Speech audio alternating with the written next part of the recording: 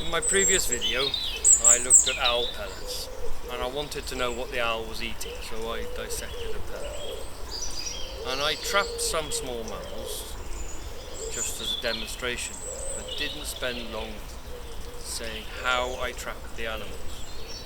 And what I use is this Longworth Trap. This traps animals live.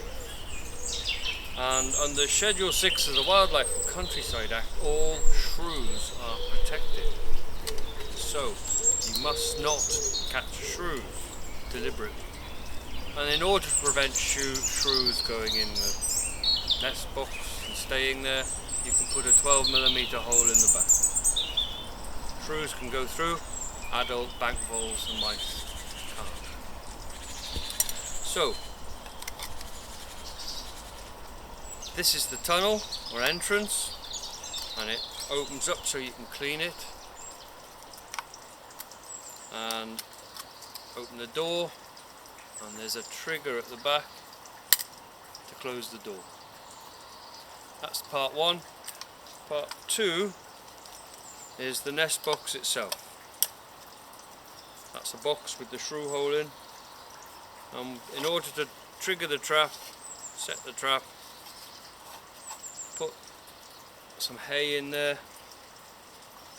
I put some raisins, oats, in this case granola, in there,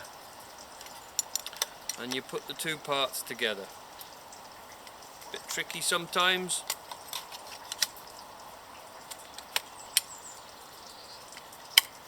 And the two go together at an angle, so any urine or water, if it rains, can drain out. You make sure the door is triggered, and that is ready to go.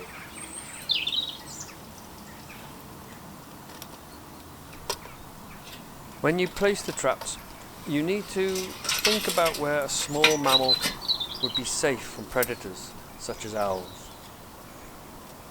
Behind a tin sheet, the base of a wall, bottom of a hedge, tucked away in some ivy.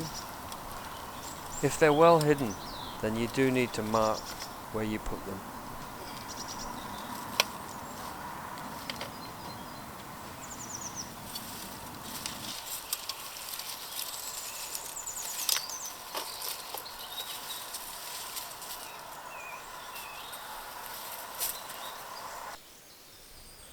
Leave the traps for 4 or 5 hours and then return to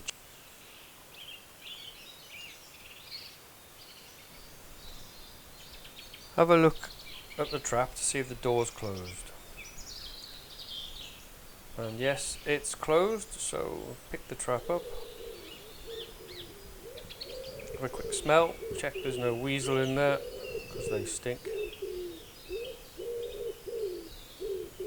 Get yourself a plastic bag, a bigger one would be helpful, and break the box and check the tunnel.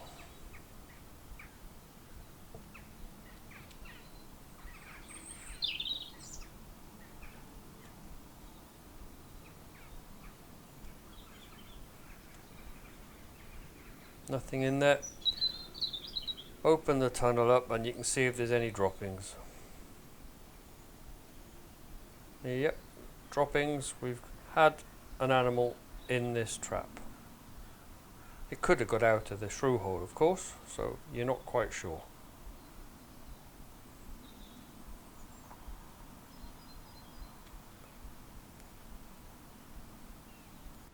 Knock out all the bedding into the bottom of the plastic bag.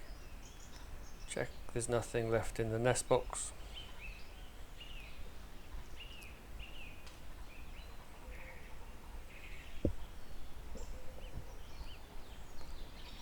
Take out the bedding, that can chuck away, you don't want to use that again, and have a look and see what you have.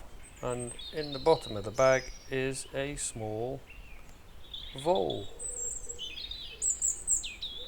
You can get it holded by the scruff of the neck and rest it on your hand.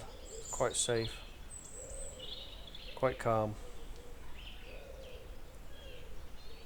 Ginger brown fur, small eyes, ears close to the fur, tail's about half the length of the body. This is a little male, and that makes this a bank vole. Field voles have a shorter tail and are grey. I'll release it where I found it, so that it's on its own territory. Bye bye. Like so. So the difference between the wood mouse and the bank vole is he's got big ears and big eyes, a pointier nose and a long tail. And this is a little male. So there you go, there is one wood mouse. They've often got a little bit of a yellow neck. If the yellow meets the shoulders, goes right across, it's a yellow neck mouse, which are usually bigger. Now these are like kangaroo mice.